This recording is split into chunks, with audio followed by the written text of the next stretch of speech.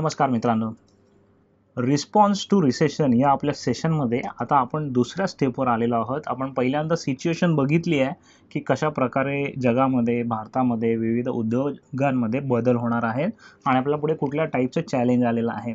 So मित्रांनो, आता या चॅलेंजला आपण एक छोटे उद्योजक, लघु उद्योजक किंवा मध्यम उद्योजक म्हणून आपण कशा प्रकारे याला सामोरे जाणार आहोत, त्याच्यासाठी आपण काय गोष्टी केल्या पाहिजेत, याचा मी हा व्हिडिओ त्याच्यासाठी बनवत आहे.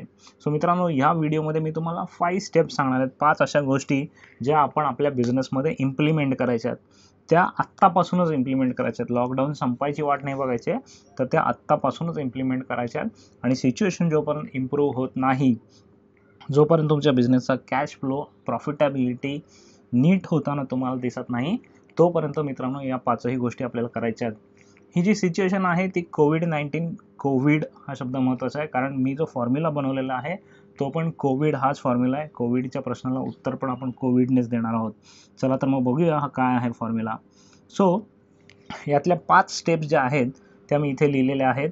C for communication, O for optimisation, V for value proposition, I for innovation आणि D फॉर डिजिटायझेशन. सो मित्रांनो, हा आहे आपला 5 स्टेप्स कोविड फॉर्म्युला, COVID. चला तर मग बघूया या 5 स्टेपपैकी पहिली स्टेप C म्हणजे कम्युनिकेशन म्हणजे नक्की काय ते. सो जर तुम्ही पाहिलं मित्रांनो, कम्युनिकेशन हे तुम्हाला तुमच्या प्रत्येक स्टेक होल्डर बरोबर करायचं आहे. प्रत्येक पार्टी, प्रत्येक माणूस जो तुमच्या बिझनेससाठी काम करतोय किंवा तुम्ही ज्याच्यासाठी काम करताय अशी प्रत्येक पार्टी. सो सगळ्यात सुरुवातीला पहिली म्हणजे तुमची टीम. तुमच्या टीमला गृहीत धरू नका, कारण प्रत्येकाला मनामध्ये भीती आहे, माझा जॉब राहील की जाईल. काही लोकांना ही भीती नसेल, त्यांना कधी वाटत असेल ठीक आहे, माझा बॉस खूप चांगला माणूस आहे, तो मला सांभाळून घेईल. काही लोकांना ही भीती वाटत असेल की नाही, माझ्या बॉसचं काय ठीक नाही होणार आहे, बिझनेस काही चांगला होत नाही, तर तो मला कधी काढून टाकेल. मित्रांनो, सगळ्यात पहिल्यांदा तुम्हाला तुमच्या टीमबरोबर कम्युनिकेट करायचं आहे. एक लीडर म्हणून पहिली गोष्ट, पहिले चॅलेंज आपल्याला ते आहे की सगळ्यांना समान पातळीवर आणणं. प्रत्येकाचा पर्स्पेक्टिव्ह, दृष्टिकोन वेगवेगळा आहे, वेगवेगळा झालेला आहे. प्रत्येकजण टी व्हीवर वेगवेगळ्या बातम्या बघतायत, पेपरमध्ये वेगवेगळ्या गोष्टी वाटतात आणि त्याच्यामुळे या सिच्युएशनचा ॲनालिसिस प्रत्येकाचा वेगवेगळा आहे. सगळ्यात पहिल्यांदा तुम्हाला तुमच्या टीमबरोबर कम्युनिकेट करून त्यांना सगळ्यांना एका लेवलवर आणायचं आहे. एक्सपेक्टेशन्स काय आहेत ते सेट करायचे आहे. आपल्या बिझनेसला कसा परिणाम होतोय आणि कसा परिणाम होणार आहे हे सगळ्यांना सांगायचं आहे. दुर्दैवाने आपण सगळे सोशली डिस्टंट आहोत, सगळे एकमेकापासून लांब आहोत, समोरासमोर नाही आहोत. त्यामुळे प्रत्येकाला समान एका ठिकाणी आणण्यासाठी तुम्हाला व्हिडिओ कॉल्स करावे लागतील. तिथून सुरुवात करा आणि हे आत्ताच करा. लॉकडाऊन संपायची वाट बघू नका. लॉकडाऊन संपल्यानंतर सगळ्यांना मी मीटिंग रूममध्ये घेऊन एकत्र समजावेन असा विचार करू नका, तर आत्ताच त्याची सुरुवात करा. Zoom call, video call, webinars, जे काय तुम्हाला टूल्स जमतील, आवडतील ते वापरा, पण तुमच्या टीमबरोबर कंटिन्युअस बोलायला सुरुवात करा. काय बोलायचं आहे तुम्हाला? तर सगळ्यात पहिल्यांदा सिच्युएशन काय आहे, ती आपल्या बिझनेसला कशी अफेक्ट करेल, आपल्या बिझनेसवर कसा परिणाम करेल, याचा तुमच्या जॉबवर काय परिणाम होणार आहे. जर तुम्हाला जॉब कट करावे लागणार असतील किंवा जे आहेत ते लोक, त्यांना तुम्ही किती आणि कसं रिटेन करायचा प्लॅन करताय, याचा प्लॅन सांगा मित्रांनो. कोणालाही घाबरवू नका की तुमचा जॉब जाणार आहे किंवा कोणालाही या गैरसमजामध्ये ठेवू नका की तुमचा जॉब जाणार नाही, मी बिंदास तुम्हाला पगार देत राहीन. या दोन्ही सिच्युएशन वाईट आहेत. सो एक्झॅक्टली कम्युनिकेट करा. तुमचा प्लॅन काय आहे, तुमचा कॅश फ्लो किती आहे, तुमच्याकडे कितपत पैसा आहे, कितपत पैसा एक्सपेक्टेड आहे, किती महिन्याचा आपला रनवे आहे, 6 महिने, 1 वर्ष, 3 महिने, कितीपर्यंत आपण हे प्लॅन चालू ठेवणार आहोत. सो या सगळ्याचं प्लॅनिंग करा आणि ते कम्युनिकेट करायला सुरुवात करा. प्रत्येकाला कॉन्फिडन्स द्या, प्रत्येकाला विश्वास द्या की आपण या चॅलेंजमधून सगळ्यांनी एकत्र जायचं आहे. हे खूप महत्त्वाचं आहे मित्रांनो. जर प्रत्येकजण समजतोय, प्रत्येकाला माहिती आहे आणि जर तुम्हाला सॅलरी कट करायची असणार आहेत, तर त्याची निदान कल्पना देऊन ठेवा की भविष्यामध्ये आपल्याला हे गोष्टी कराव्या लागतील. त्या न करण्यासाठी आपल्याला काय काय करावं लागेल याचा पण प्लॅन बनवा. त्या कुठल्या सिच्युएशनमध्ये आपल्याला असे डिसिजन घ्यावे लागतील, डाऊन सायझिंग, राईट सायझिंग कधी करावी लागेल, याचा देखील तुमच्याकडे प्लॅन पाहिजे आणि तो तुमच्या टीमबरोबर बसून डिस्कस करणं फार गरजेचं आहे. टीमला कॉन्फिडन्स देणं गरजेचं आहे. दुसरी गोष्ट म्हणजे जेव्हा तुम्ही तुमचं काम रिझ्यूम कराल, जेव्हा पुन्हा लॉकडाऊन संपून आपली कामं थोडी सुरू होतील, त्यावेळेला प्रत्येक व्यक्तीकडून काय एक्स्पेक्टेशन आहे, हे प्रॉपरली सेट करा. प्रत्येकाचे की इंडिकेटर्स जे आहेत, ते काय असणार आहेत? प्रत्येकाचे एरियाज ऑफ रिस्पॉन्सिबिलिटी काय आहेत? प्रत्येकाचे परफॉर्मन्स इंडिकेटर काय असणार आहेत? याचा नीट अभ्यास करून प्रत्येकाला ती कामं नेमून द्या. प्रत्येकाला एक्स्पेक्टेशन्स काय आहेत ते क्लिअर करा. हे झालं मित्रांनो आपल्या टीमबरोबर. त्याचप्रमाणे आपल्याला आपल्या कस्टमर्सबरोबर पण बोलायचं आहे. आपल्या कस्टमरबरोबर आपण काय बोलणार? तर सगळ्यात पहिल्यांदा सध्या लॉकडाऊनच्या सिच्युएशनमध्ये सगळे कस्टमर्स तुमच्याशी बोलण्यासाठी अवेलेबल असतील. त्यांच्याशी बोला. त्यांना काय कॉज ऑफ कन्सर्न आहे? त्यांना काय प्रॉब्लेम्स दिसत आहेत? त्यांचं पुढे प्लॅनिंग काय आहे? याचा अभ्यास करा, याची विचारणा करा, याच्याबद्दल त्यांच्याशी डिस्कस करा. तुम्हाला त्यांच्याकडून ज्या ऑर्डर्स आल्यात, त्यांचं काय करायचं आहे? ज्या येणार आहेत, त्यांचं काय करायचं आहे? पेमेंट येणार आहे, त्यांचं काय करायचं आहे? या गोष्टी बोलायला आत्ताच सुरुवात करा. त्याचसोबत तुमच्या कस्टमरला कॉन्फिडन्स द्या की त्याचं बिझनेस थांबू नये म्हणून तुम्ही काय करताय? तुम्ही तुमच्या ऑर्डर्स वेळेवर डिलिव्हर करण्यासाठी, कमीत कमी खर्चात डिलिव्हर करण्यासाठी काय करत आहात? हे देखील त्याला सांगा. त्याला कॉन्फिडन्समध्ये घ्या. त्यानंतर पुढची स्टेप आहे मित्रांनो सप्लायरची. आणि हे सप्लायर ॲक्च्युली जर तुम्ही बघितलं तर हे सप्लायर आपल्या बिझनेसचे इन्व्हेस्टर असतात. कारण लार्जली सप्लायर आपल्याला क्रेडिट देतात. याचा अर्थ ते 30 दिवस त्यांचा पैसा आपल्याला वापरायला देतात. आणि म्हणून मित्रांनो सप्लायर्सना तशी ट्रीटमेंट दिली पाहिजे जशी तुमच्या कस्टमरने तुम्हाला द्यावी अशी तुम्हाला अपेक्षा आहे. कारण जर तुमच्या कस्टमरने तुम्हाला पेमेंट थकवलं तर तुम्ही जाऊन पुन्हा त्या सप्लायरचं पेमेंट थकवणार आहात. असं करू नका. बेसिकली तो जो सप्लायर आहे त्याचा कुठे प्रॉब्लेम आहे, तो आपल्याला किती दिवस क्रेडिट एक्सटेंड करू शकतो, तो पार्ट पेमेंट जर तुम्हाला करायचं असेल तर पार्ट पेमेंटचा प्लॅन काय आहे, किती दिवसात तुम्ही पेमेंट करणार आहात. आणि मित्रांनो हे जे शब्द तुम्ही देताय या शब्दाला जागा. ते पेमेंट पूर्ण करण्याचा प्रयत्न करा. दिलेल्या तारखेत, दिलेल्या वेळेत ॲडजस्ट करा, रिनिगोशिएट करा. तुमचे जे डील्स असतील त्याचे टर्म्स रिनिगोशिएट करा, त्याचे पैसे रिनिगोशिएट करा. प्रत्येकजण ओपन आहे. प्रत्येकाला थोडा बहुत कॅश फ्लो आपला सुरू करायचा आहे. त्याच्यामुळे कोणी अडून बसणार नाही की मला 100% सगळं तसंच्या तसं पाहिजे. कोविड सिच्युएशननंतर प्रत्येकाची सिच्युएशन बदललेली आहे. ती जरा समजून घेऊन त्यानुसार आपल्याला काम करायचं आहे. सो टीम झालं, कस्टमर झाले, सप्लायर झाले. आणि चौथे जे कॅटेगरी आहे ज्याच्याबरोबर आपल्याला बोलायचं आहे, जे स्टेक होल्डर्स आहेत, ते म्हणजे आपले ॲक्च्युअल इन्व्हेस्टर्स किंवा बँकर्स. तुम्हाला त्यांच्याबरोबर पण कम्युनिकेट करायचं आहे. काय कम्युनिकेट करायचं? तर तुमचं प्लॅन्स कसे होते, कोविडच्या आधी प्लॅन्स कसे होते, कोविडच्या आधी सिच्युएशन तुमचे प्लॅन काय होते, कोविड सिच्युएशनच्या नंतर तुमचे प्लॅन्स काय असणार आहेत, कशा प्रकारे तुमचा कॅश फ्लो बदलणार आहे. तुम्हाला जर EMIs भरायचे असतील, बँकेचे पैसे परत करायचे असतील तर त्याचं रिस्ट्रक्चरिंग करून घ्या. सगळ्या बँका ओपन आहेत डिस्कशनसाठी. सगळ्या बँका आता छोट्या उद्योजकांना अशा प्रकारे रिस्ट्रक्चरिंग करून देणार आहेत. सो त्याच्यामध्ये तुम्ही निगोशिएट करा आणि डिस्कस करा. त्याचप्रमाणे तुमच्या इन्व्हेस्टर्सबरोबर बोला. त्यांना प्लॅन सांगा की त्यांनी केलेली इन्व्हेस्टमेंट आहे, त्यांनी केलेले जे फंड्स तुम्हाला दिलेले आहेत, त्या फंड्सचा वापर तुम्ही कशाप्रकारे करताय, कुठे वापर तुम्ही करत नाही आहात, कुठे तुम्ही थांबवत आहात, कुठे तुम्ही तो पैसा वळवत आहात.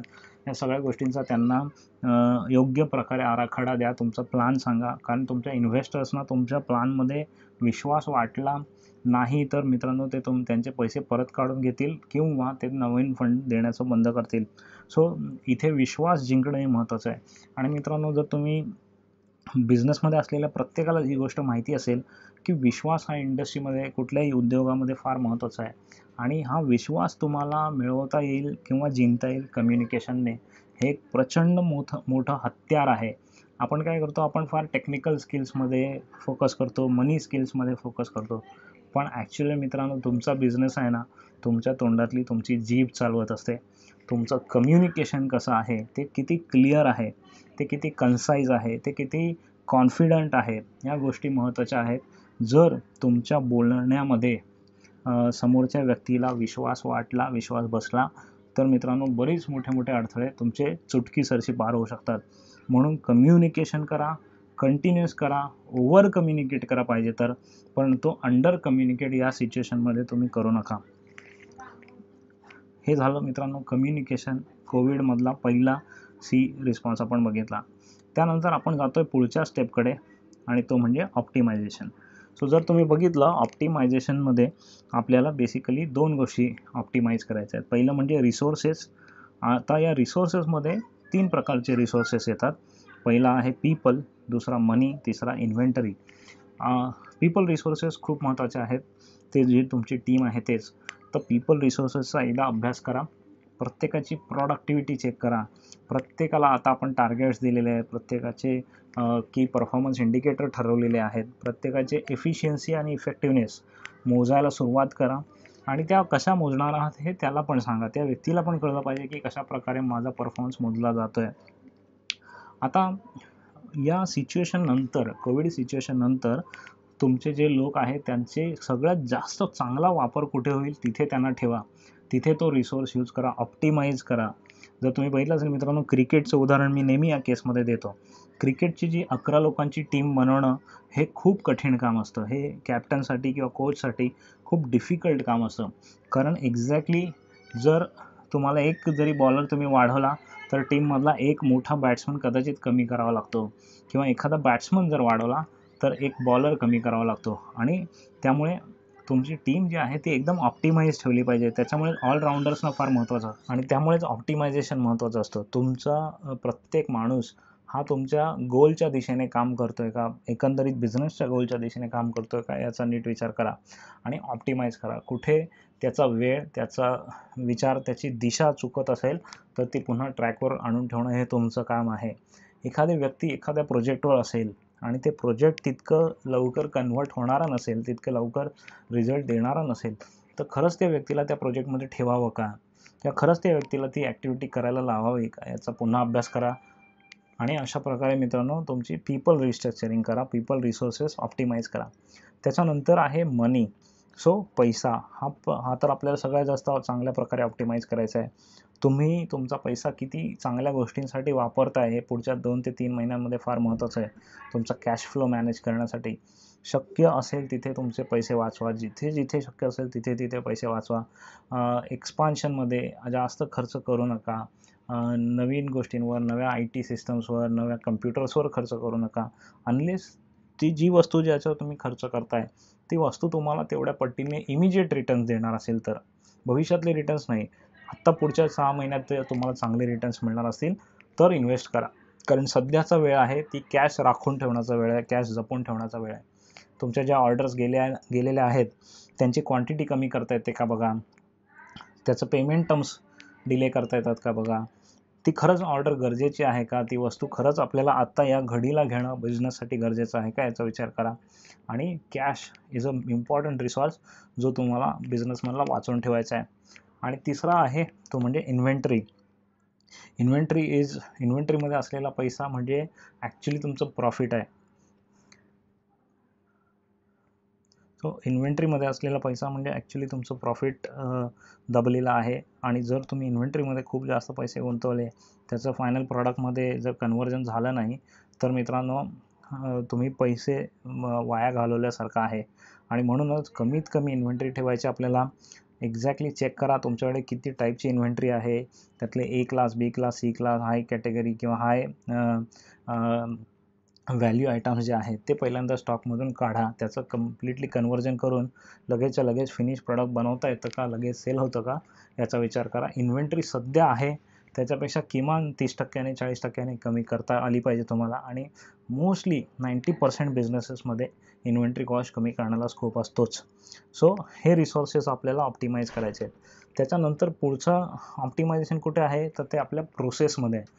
सो मित्रांनो पुढचं ऑप्टिमायझेशन आहे ते आपल्या बिझनेस प्रोसेसमध्ये आहे आणि इथे आपल्याला पहिल्यांदा मॅप करायचं आहे आपल्या बिझनेसच्या टोटल प्रोसेस. सेल्स असेल, मार्केटिंग असेल, प्रोडक्ट मॅनेजमेंट असेल, प्रोडक्ट डेव्हलपमेंट असेल, मॅन्युफॅक्चरिंग असेल, सोर्सिंग असेल, या सगळ्या ज्या तुमच्या प्रोसेसेस असतात बिझनेसच्या त्याच्यामध्ये अनेक काही अशा गोष्टी आलेल्या असतात.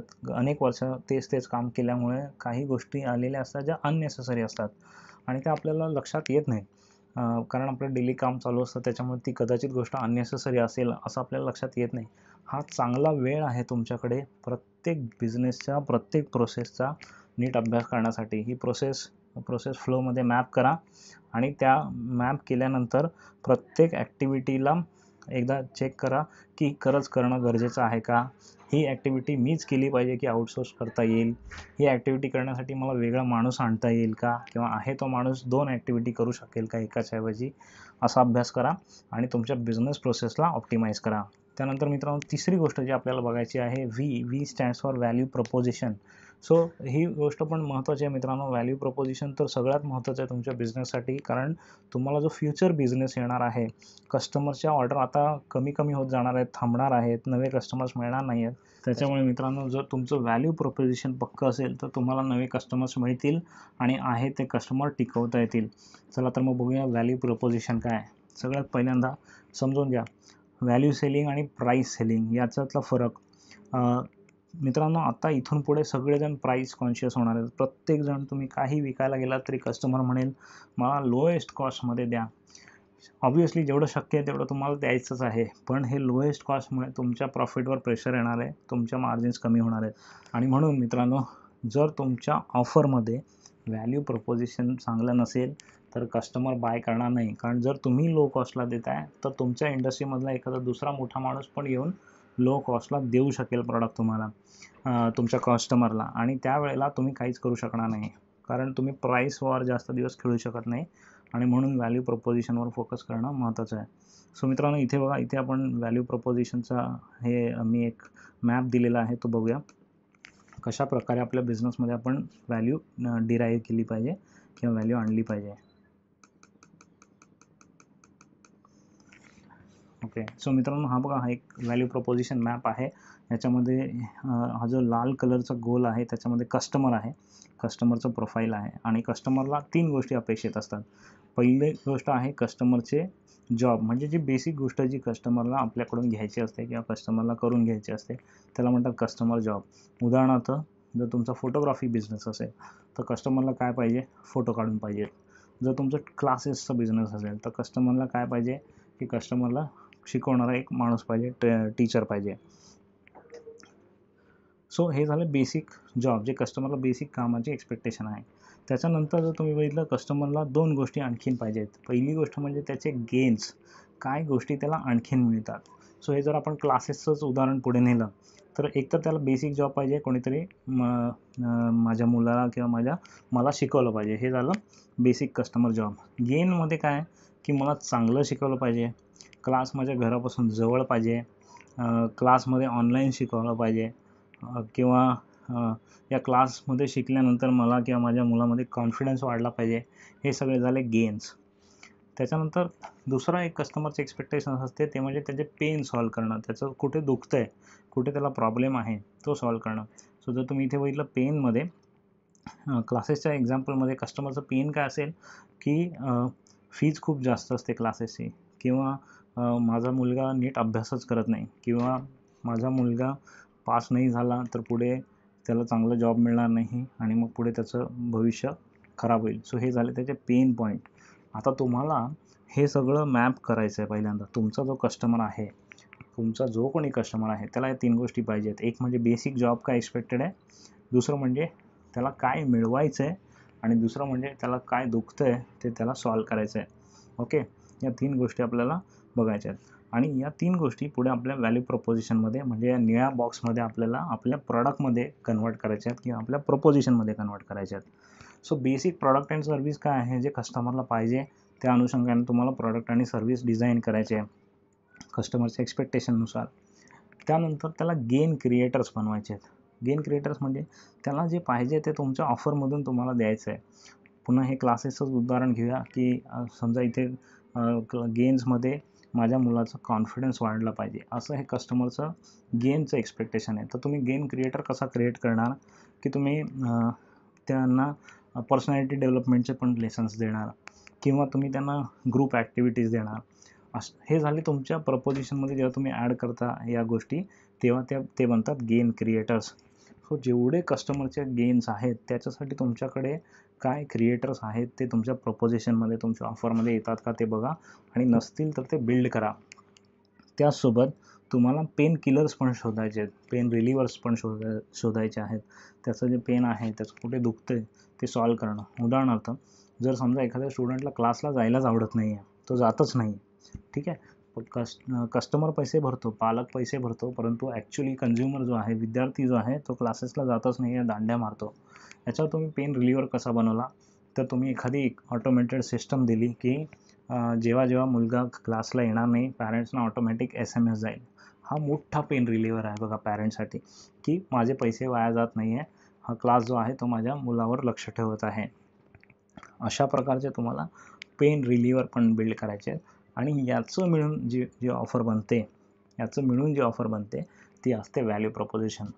पेनमध्ये समजा कोणी म्हणते की मला कॉस्ट खूप आहे, मला या क्लासमध्ये एवढे पैसे नाही द्यायला जमणार आहेत. सो तुम्ही त्याच्यासाठी पेन रिलीव्हर बनवू शकता की ऑनलाईन क्लासेस किंवा मग तुम्ही पर्टिक्युलर सब्जेक्टचे क्लासेस, म्हणजे पूर्ण वर्षाचे पूर्ण सगळे सब्जेक्ट घेण्यापेक्षा काही लिमिटेड सब्जेक्टचे घ्या, तर तुम्हाला फीज कमी होईल. सो तुम्हाला अशा प्रकारचे प्रॉडक्ट्स बिल्ड करायचे आहेत, व्हॅल्यू प्रपोजिशन आणायचे आहे. आणि व्हॅल्यू प्रपोजिशन जेव्हा तुम्ही सेल करायला जाता तेव्हा ती लवकर सेल होते, चांगली सेल होते, कन्व्हर्जन चांगलं मिळतं. मित्रांनो, भविष्यामध्ये व्हॅल्यू प्रपोजिशनवर एक डिटेल कोर्स आणण्याचा माझा विचार आहे आणि जसा वेळ मिळेल तसं मी याच्यावर काम करेनच. परंतु सध्यापुरता हा चार्ट लक्षात घ्या आणि या चार्टनुसार काम करा. तुमच्या कस्टमरचं प्रोफाईल बिल्ड करा आणि मग त्याच्यासाठी तुमच्या प्रॉडक्टमध्ये काय व्हॅल्यू प्रपोजिशन आहे ते बघा. व्हॅल्यू प्रपोजिशन एक्झाम्पल्स असं तुम्ही गुगल सर्च केलं तर तुम्हाला बरेच असे बनवलेले चार्ट्स मिळतील. ते चार्ट्स पण अभ्यासा, त्यातून तुम्हाला तुमच्या बिझनेसचा चार्ट डेव्हलप करता येईल. सो मित्रांनो, हे झालं व्हॅल्यू प्रपोजिशन. आता आपण पुढे वळूया पुढच्या गोष्टीकडे, ती म्हणजे इनोव्हेशन. आपल्याला काहीतरी नवीन करायचं आहे. ऑब्व्हियसली नवीन करायचं म्हणजे काय एकदम मोठी रिसर्च करून नवं प्रॉडक्ट नाही डेव्हलप करायचं आहे. तुम्हाला आहे ते प्रॉडक्टच विकायचं आहे. रिसर्चमध्ये वेळ आणि पैसा घालवण्यासाठीची ही वेळ नाही आहे. रिसर्च लाँग टर्मसाठी करा, पण पुढच्या 6 महिन्यासाठी, पुढच्या 10 महिन्यासाठी किमान तुम्हाला नवं काहीतरी रिसर्च करून आणायचं नाही आहे. तर आहे त्या प्रॉडक्टमध्ये, प्रोसेसमध्ये, प्राईसमध्ये कशाप्रकारे आपल्याला इनोव्हेट करता येईल, आहे तीच गोष्ट नव्याने कशी करता येईल याला म्हणतात इनोव्हेशन. सो सगळ्यात पहिलं तर प्रॉडक्ट इनोव्हेशन तुम्हाला करायचं आहे की तुमचं प्रॉडक्ट जिथे जात आहे त्या व्यतिरिक्त इतर कोणत्या ऑर्गनायझेशनमध्ये जाऊ शकतं, इतर कोणत्या ॲप्लिकेशनमध्ये जाऊ शकतं, त्याचा अभ्यास करा. आणि एकच प्रॉडक्टला आता तुम्ही एकाच ठिकाणी विकताय. फॉर एक्झाम्पल समजा तुम्ही एखादी बेअरिंग बनवताय, जी बेअरिंग ऑटो इंडस्ट्रीमध्ये विकताय, परंतु ऑटो इंडस्ट्री मात्र आता थोडी डाऊन होणार आहे. आपण आत्ताच बघितलेलं आहे की कोविड सिच्युएशनमुळे इंडस्ट्रीवर जो परिणाम होणार आहे त्याच्यात ऑटो इंडस्ट्री आता डाऊन होणार आहे. मग कुठली इंडस्ट्री चालू आहे, मग समजा फूड इंडस्ट्री किंवा प्रोसेसिंग इंडस्ट्री चालू आहे, तर तुमच्या बेअरिंग्स तिकडे जातील का, कुठल्या टाईप्सच्या मशीनला लागतात, तुम्हाला काय मॉडिफाय करायला लागेल का, याचा अभ्यास करून नवं मार्केट तयार करा, प्रॉडक्टमध्ये इनोव्हेट करा. किंवा दुसरं गोष्ट म्हणजे प्रॉडक्टमध्ये एक MVP नावाचा कॉन्सेप्ट असतो, मिनिमम व्हायबल प्रॉडक्ट. आत्ता जे तुम्ही प्रॉडक्ट विकताय त्याची X प्राईस आहे आणि कस्टमरला ती X-10%ला पाहिजे. तर तुमच्या प्रॉडक्टमधलं कुठलं फीचर असं आहे जे खरं तर एवढं फार गरजेचं नाही आहे, ते नसलं तरी काम चालून जाईल. सो अशा प्रकारचे फीचर्स कमी करा आणि एक बेसिक प्रॉडक्ट बनवा. उदाहरणार्थ टाटाने जसं नॅनो गाडी डेव्हलप केली, ती चालली नाही, त्याची कारणं वेगळी आहेत, परंतु जर तुम्ही प्रॉडक्टच्या बाबतीत बघितलं तर त्यांनी एक मिनिमम कार उभी केली होती. आणि तशा प्रकारे तुम्हाला तुमच्या प्रॉडक्टमध्ये कुठले अननेसेसरी फीचर्स, प्रॉडक्ट्स काढून टाकता येतील ते काढून टाका, एक प्रॉडक्ट बनवा, त्याची एक कॉस्टिंग बनेल. मी तुम्हाला एक मस्त एक्झाम्पल देतो जे आमचं नेटभेटचंच आहे. सो नेटभेटमध्ये आम्ही डिजिटल मार्केटिंगचा कोर्स फ्री दिलेला आहे. हा डिजिटल मार्केटिंगचा कोर्स आम्ही 60 दिवसांसाठी फ्री दिलेला आहे आणि ज्यांना हा 60 दिवसांच्या पुढे पाहिजे त्यांच्याकडूनच आम्ही पैसे घेतो.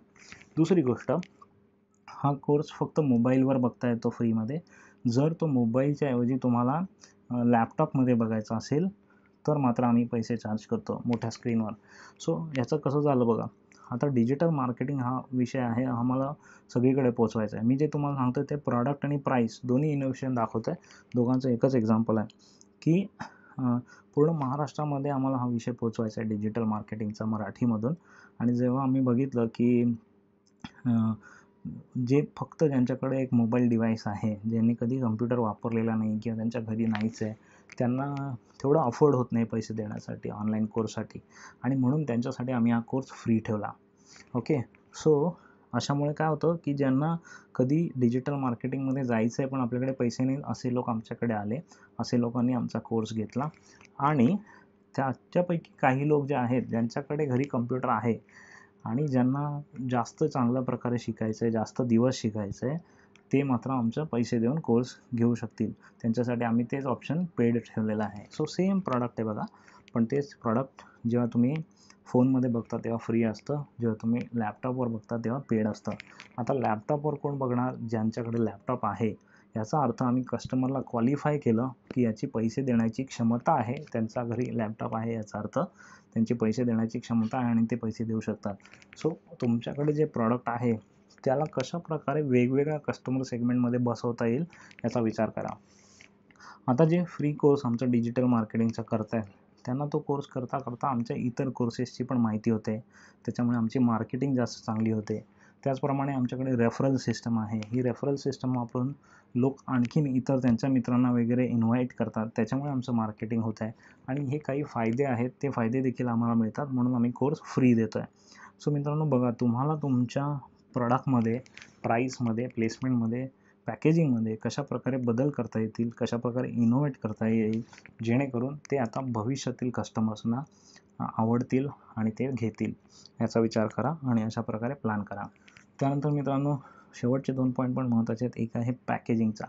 आता जर तुम्ही बघितलं की बऱ्याचशा गोष्टीमधून ह्युमन टच निघून चाललेला आहे, कारण हे कोविड ज्या प्रकारे पसरतं आहे, लोकांना टचलेस सिस्टम पाहिजे. स्विगीने मध्यंतरी एक खूप चांगली हे केलं त्यांच्या प्रॉडक्टमध्ये किंवा पॅकेजिंगमध्ये फरक, तो हा की त्यांनी पॅकेजिंगमध्ये कंप्लीट ह्युमन टच एलिमिनेट केला. आणि दुसरी गोष्ट की जेव्हा तो प्रॉडक्ट तुमच्या दारात येतो त्यावेळेला तो डिलिव्हरीचा माणूस तुम्हाला भेटतही नाही, तो बाहेर ठेवतो दाराच्या बाहेर प्रॉडक्ट, त्याचा फोटो काढून पाठवतो तुम्हाला आणि सांगतो की आता तुम्ही बाहेर येऊन डिलिव्हरी घ्या, आणि तो तोपर्यंत निघून गेलेला असतो. याचा अर्थ कंप्लीट ह्युमन इंटरफेस काढून टाकला आहे, ह्युमन टच काढून टाकला आहे, आणि याची डिमांड वाढणार आहे मित्रांनो. सो तुमच्या प्रॉडक्टच्या पॅकेजिंगमध्ये बघा कशाप्रकारे आपल्याला बदल करता येतील, जेणेकरून कमीत कमी टच, कमीत कमी संक्रमण होईल अशा प्रकारचं पॅकेजिंग आपल्याला बनवता येईल का. स्पेशली जर तुमचं फूड किंवा इतर सेन्सिटिव्ह बिझनेस असेल तर त्याच्यासाठी. आणखीन एक मस्त एक्झाम्पल तुम्हाला सांगतो.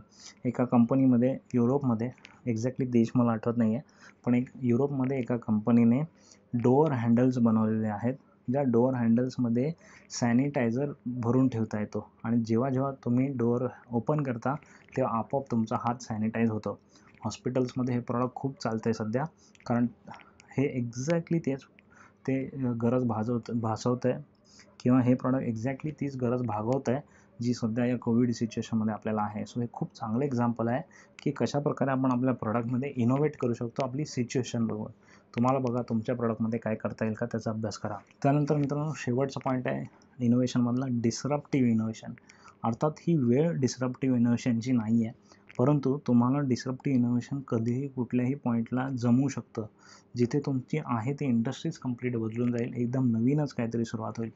जर आता तुम्ही बघताय ह्युमन टच बंद झाला आहे, फिजिकल सर्व्हिसेस बंद झाला आहे, तर तुम्हाला काय डिजिटली करता येईल, किंवा काय तुम्हाला अशा प्रकारे एकदम वेगळ्या प्रकारे डिलिव्हर करता येतील गोष्टी, त्याचा अभ्यास करा. आणि कम्प्लिटली इंडस्ट्री डिस्रप्ट, उदाहरणार्थ जसं उबरचं एक्झाम्पल नेहमी दिलं जातं डिस्रप्शनमध्ये, की ते प्रॉडक्ट टॅक्सीचा त्यांनी आणलं आणि कंप्लीट टॅक्सी इंडस्ट्रीज बदलून गेली, डिस्रप्ट झाली. जेव्हा मॉल्स आले तेव्हा नॉर्मल किराणा मालाचं किंवा नॉर्मल दुकानांचं जे आपल्या एवढ्या वर्षांची इंडस्ट्री होती ती एकदम डिस्रप्ट झाली, एकदम बदलली. सो अशा प्रकारे डिस्रप्टिव्ह इनोव्हेशन असतं, आणि त्याचं असं कोणी सांगू शकत नाही की मोठी कंपनीज करू शकते की छोटी company. This is like an idea, कोणालाही आयडिया येऊ शकते. अशा प्रकारच्या डिस्रप्टिव्ह इनोव्हेशन करण्यासाठी मित्रांनो खूप जास्त तुम्हाला खर्चिक काही करावं लागत नाही. पण जर तुम्ही वेगळ्या प्रकारे, वेगळ्या दृष्टिकोनातून आपल्या प्रॉडक्टकडे, आपल्या कस्टमर्सकडे बघितलं, त्यांच्या नीडकडे बघितलं, तर तुम्हाला कदाचित लक्षात येईल की मी काय डिस्रप्टिव्ह करू शकतो, काय वेगळं करू शकतो ते, आणि त्याचा तुम्ही विचार करा. सो मित्रांनो हे झालं इनोव्हेशन. आता आपलं कोविड रिस्पॉन्समधली शेवटची स्टेप ती आहे digitisation, D for digitisation. So डिजिटायझेशनचे अनेक फायदे आहेत. सगळ्यात पहिलं म्हणजे तुम्हाला आत्ता लक्षात आलं असेल, तुम्ही आता जेव्हा लॉकडाऊनमध्ये घरी आहात त्यावेळेला तुम्हाला लक्षात आलं की आता तुम्ही जास्त वेळ काम करू शकता, 24/7 काम करता डिजिटायझेशन.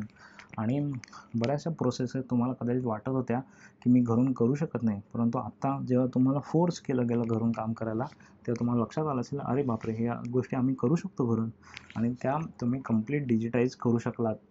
जर तुम्ही नीट अभ्यास केला तर तुमच्या बिझनेस प्रोसेसमधल्या अनेक गोष्टी आहेत ज्या तुम्ही कायमच्या काढू शकता आणि डिजिटाईज करू शकता.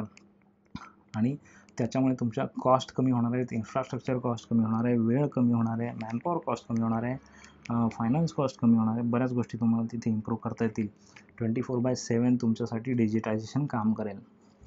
त्याच्यानंतर असेट लाईट मॉडेल आहे. बघा, तुम्हाला इन्फ्रास्ट्रक्चरची गरज नाही. आत्ता इथून पुढे कमीत कमी 30 ते 40% एम्प्लॉईज प्रत्येक कंपनीचे, प्रत्येक बिझनेसचे घरूनच काम करणार आहेत आणि हा टक्का वाढतच जाईल.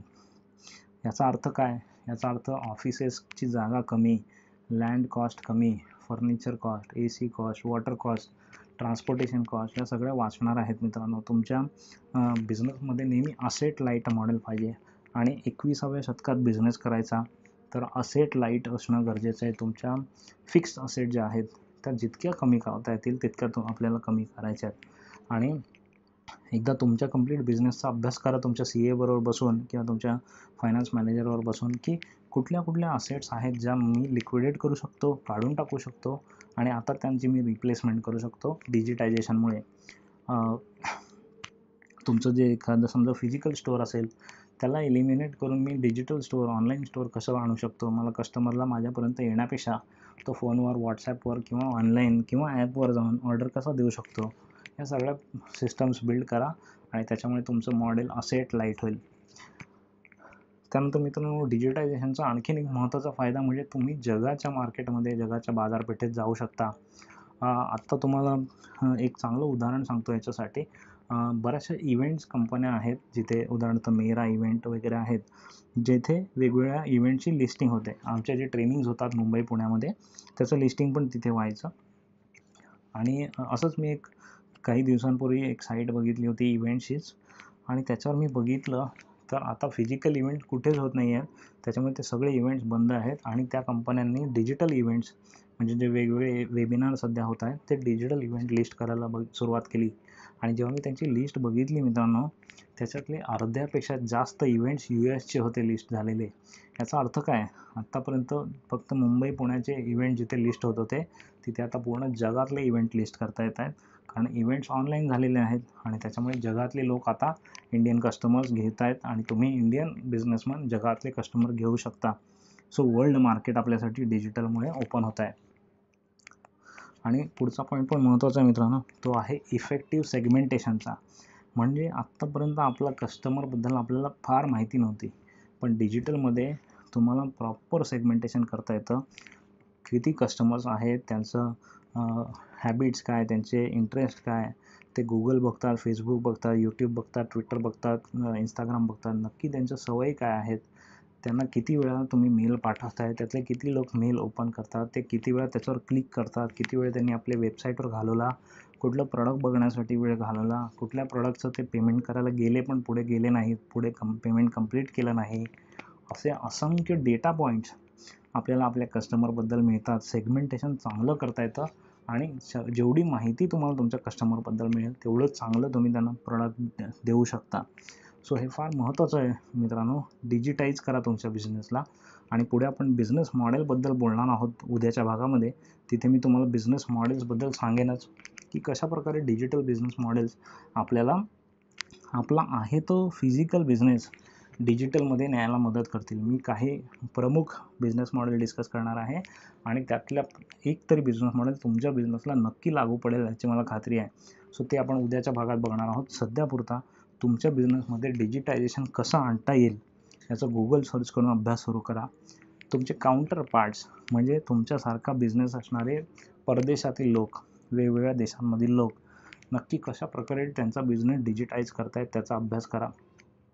मी तुम्हाला एक छोटंसं एक्झाम्पल देतो आणि मग हा टॉपिक संपवतो.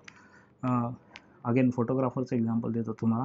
तुम्हाला वाटत असेल की photography is a physical business, की मला इव्हेंटमध्ये जाऊन वगैरे फोटोग्राफी करायची आहे, पण जर इव्हेंटच होत नाही तर फोटोग्राफी बिझनेस होणारच नाही.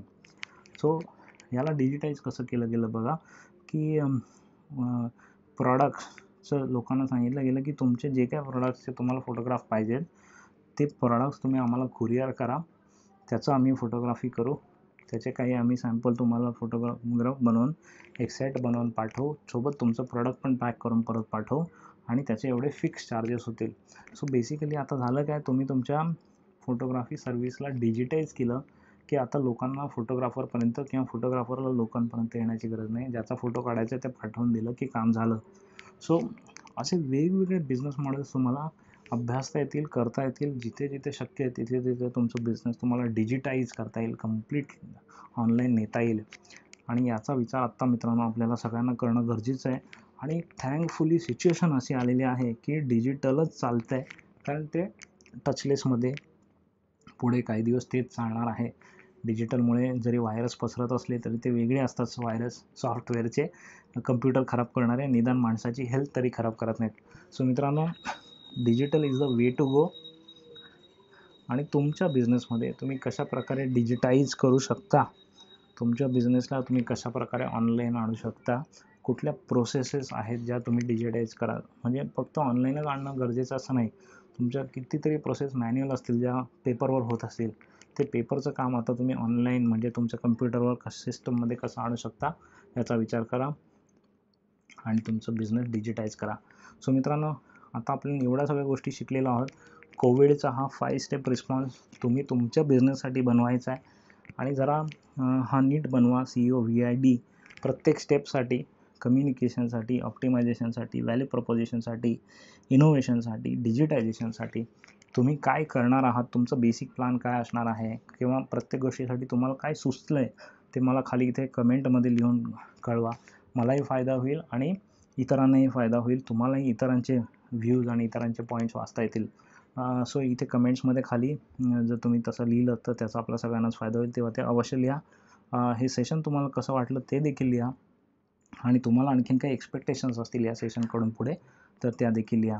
हा सेशन तुम्हाला कसं वाटलं याची प्रतिक्रिया मला आणखी नवं कंटेंट, चांगला अभ्यास करून नवं कंटेंट तुमच्यासाठी आणायला मदत करेल. हा कोविड फॉर्म्युला तुम्हाला कसा वाटला ते देखील मला कळवा. Thank you and all the best.